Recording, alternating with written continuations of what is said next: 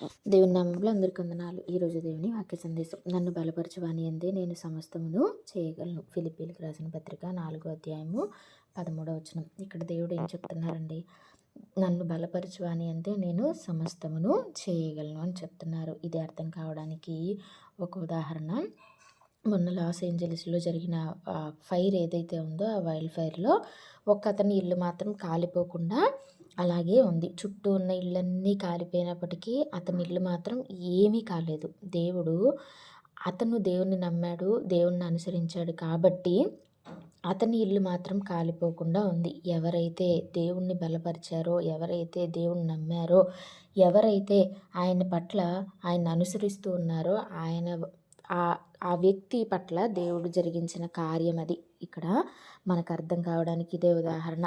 దేవుడిని ఎవరైతే మనస్ఫూర్తిగా అనుసరిస్తారో అందరి ముందు దేవుడే నాకు సమస్తము, లేకపోతే ఆయన చెప్పినట్లు ఆయన మార్గంలోనే నడుస్తాను తప్ప లోకంలో కాదు అని ఎవరైతే చెప్పగలుగుతారో, ఎవరైతే అలా జీవించగలుగుతారో వారి యందే దేవుడు అద్భుతమైన ఆశ్చర్య కార్యములు జరిగించగలిగిన వాడు.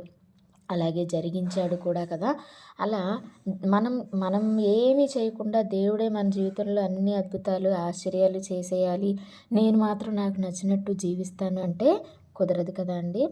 దేవుడు మనం ఒక్క అడుగు ముందుకు వేస్తే దేవుని కోసం, దేవుడు మన కోసం 10 అడుగులు ముందుకు వేస్తాడు. దేవుని కోసం మనం నిశ్చయం తీసుకుని, అంటే దేవుడికి ఈ పట్ల నేను ఇలా ఉంటాను ప్రభువా, ఇంక నుంచి ఇలాగే ఉంటాను అని మనం గనక తీర్మానం తీసుకుని దేవుని పట్ల మనం చేయాలనుకున్నది, లేకపోతే దేవుడు చెప్పినట్లు మనం ఎలా అయితే జీవించాలి అని అనుకుంటున్నారో అలా గనక మనం జీవించగలిగితే మన జీవితంలో ఖచ్చితంగా దేవుడు అన్ని అద్భుతాలు చేస్తారు.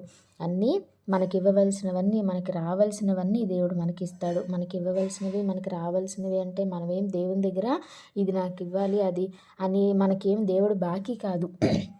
ఇంకా ఇలా ఉన్నామంటే అది దేవుని కృపే. మిగిలినవన్నీ ఏదైతే మనం పొందుకున్నామో అదంతా కూడా దేవుని కేవలం ఆయన ఉచితమైన కృప ద్వారా మాత్రమే మనం పొందుకున్నాం. కాబట్టి ప్రతి ఒక్కరూ దేవుడు మన జీవితంలో కార్యం చేయాలి అంటే మనం కూడా ఆయన చెప్పినట్లు జీవించగలిగితే మన జీవితంలో దేవుని కార్యాలు చూస్తామని తెలియజేస్తూ వందనాలు.